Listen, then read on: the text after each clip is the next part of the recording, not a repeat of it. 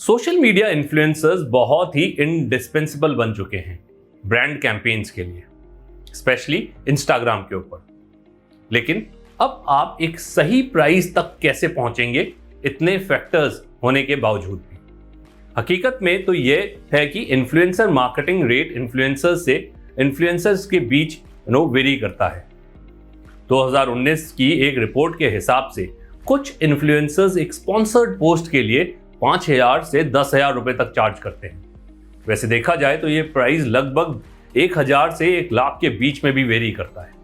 But unfortunately एक सवाल का कोई पुख्ता जवाब नहीं है कि असल में इंस्टाग्राम इन्फ्लुएंसर मार्केटिंग कॉस्ट कितनी की जाती है।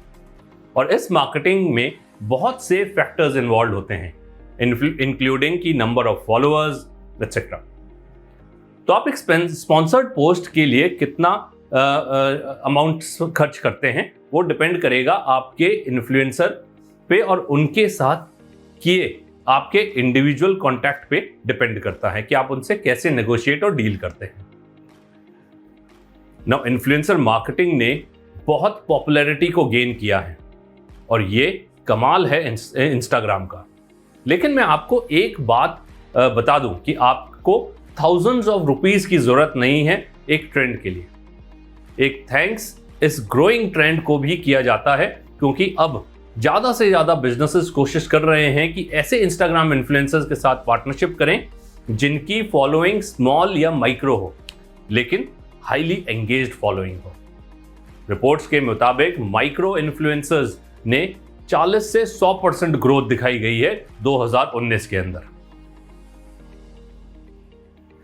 अब एग्जैक्टली में ये माइक्रो इन्फ्लुएंसर्स कौन होते हैं? आसान शब्दों में इन्हें मैं कहूं तो ये माइक्रो इन्फ्लुएंसर एक ऐसा व्यक्ति है जिसके पास बहुत बड़ी फॉलोइंग नहीं है। आमतौर पर इनकी फॉलोइंग रेंज कुछ हजार से लेकर प्रॉब्ली 1 लाख फॉलोअर्स के बीच में रहती है। इंस्टाग्राम के कई इन्फ्लुएंसर्स ने सेलिब्रिटी टाइप के स्टेटस को भी अचीव कर लिया है। अब इसके मुकाबले ये माइक्रो इन्फ्लुएंसर्स एवरीडे कंज्यूमर्स की तरह होते हैं, इसीलिए उनसे रिलेट करना, उन पर ट्रस्ट करना कस्टमर्स के लिए और आपके यूजर्स के लिए काफी आसान हो जाता है। माइक्रो इन्फ्लुएंसर्स के साथ काम करने का सबसे बड़ा एडवांटेज ये है कि वो टॉप टियर इन्फ्लुएंसर्स के मुकाबले higher level of engagement retain करते हैं।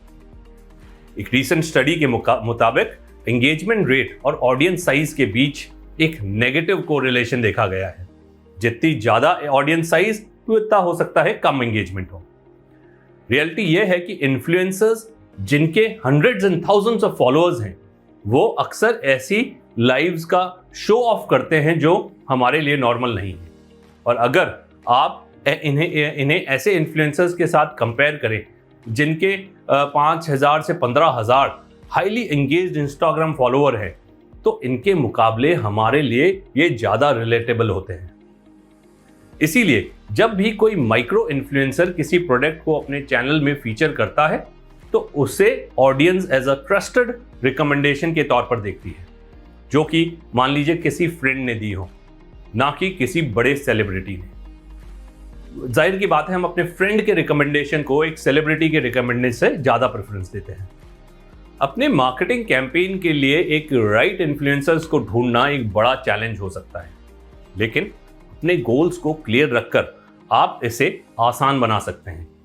फॉर एग्जाम्पल, अगर आपका गोल है कि ढेर सारी एंगेजमेंट को जनरेट करना, तो आपके लिए अच्छा होगा अगर आप किसी माइक्रो इन्फ्लुएंसर के साथ कोलैबोरेट करें जिसकी ऑडियंस स्मॉल हो लेकिन उसका एंगेजमेंट रेट बहुत हाई रहे। अगर आप अपनी ब्रांड अवेयरनेस को इंक्रीज करना चाहते हैं तो आपके रीच एंड ट्रैफिक सबसे ज्यादा मायने रखते हैं। तो आपको किसी फेमस या बड़े इन्फ्लुएंसर्स को अप्रोच करना ज्यादा सही रहेगा जिनकी बेसिकली ऑडियंस साइज काफी बड़ी हो।